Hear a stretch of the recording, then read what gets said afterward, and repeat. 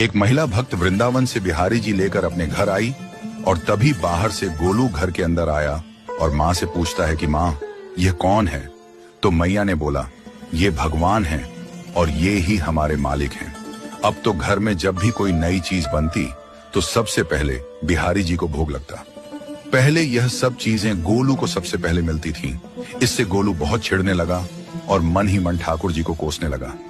एक दिन गोलू की माँ काम पर जाते समय बोली, गोलू यमुना जी से मटके में जल भर कर लाना। जब गोलू पानी भरने के लिए जाने लगा तो जाते जाते बिहारी जी को कहने लगा, खाने के लिए तो सबसे पहले तैयार रहते हो, लेकिन काम तो मुझे ही करना पड़ता है। अगर यहाँ रहना है तो काम करो।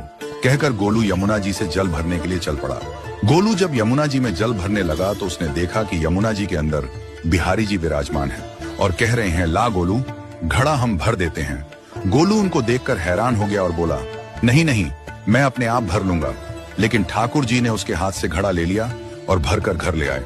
गोलू घर आकर डर रहा था कि अगर माँ को पता लगा कि मैंने ठाकुर जी से काम करवाया है तो आज मेरी पक्की पिटाई होगी। माँ ने घर आकर बिहारी जी को गीले कपड़ों में देखा तो एकदम से हैरान हो गई और कहने लगी कि गोलू ये जरूर तेरी शरारत है, जरूर तूने ही इन पर जल डाला है। गोलू ने अपनी माँ को समझाने का बहुत प्रयास किया, लेकिन माँ ने उसको डांट कर चुप करा दिया और ठाकुर जी के भीगे हुए वस्त्रों को बदलने लगी। अगले दिन जब माँ ने गोलू को अनाज पिसवाने का काम दिया तो बिहारी जी फिर अनाज का कनस्तर ले आए और माँ को ठाकुर जी के वस्त्रों के ऊपर सूखा आटा पड़ा मिला। तो माँ ने फिर गोलू को डांटा कि तुझे पता नहीं कि ये हमारे भगवान हैं और तू भगवान के साथ शरारत करता है।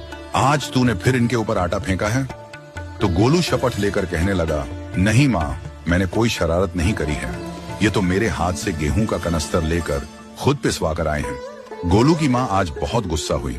अगले दिन फिर माँ बोली, बेटा गोलू, आज तुम्हारे बाबा बाहर गांव से वापस लौट आएंगे। बस आज का ही काम है, तुम जंगल से थोड़ी लकड़ियां ले आना।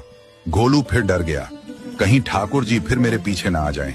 गोलू ने माँ को बोला कि मैं चला तो जाऊंगा, लेकिन बिहारी जी को समझा लो, वो मेरे पीछे ना आई।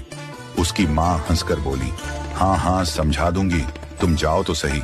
गोलू जल्दी जल्दी लकड़ियां लेने जंगल में चला गया और माँ काम पर चली गई।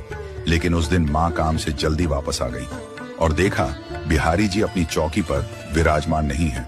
वह तो एकदम से घबरा गई कि कहीं गोलू की शरारत तो नहीं। वह भागी भागी जंगल की तरफ गई।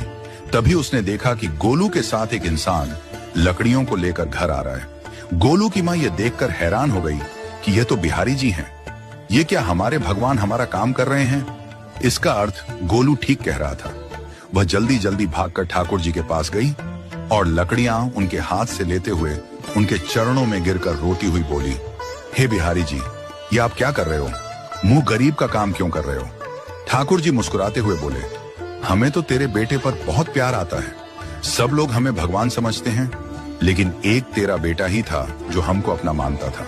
अपना मानकर वो हमें डांट भी देता था, हमारे साथ गुस्सा भी करता था, और जो हमें एक बार अपना मान लेता है तो हम उसके मान के लिए उसके ही हो जाते हैं।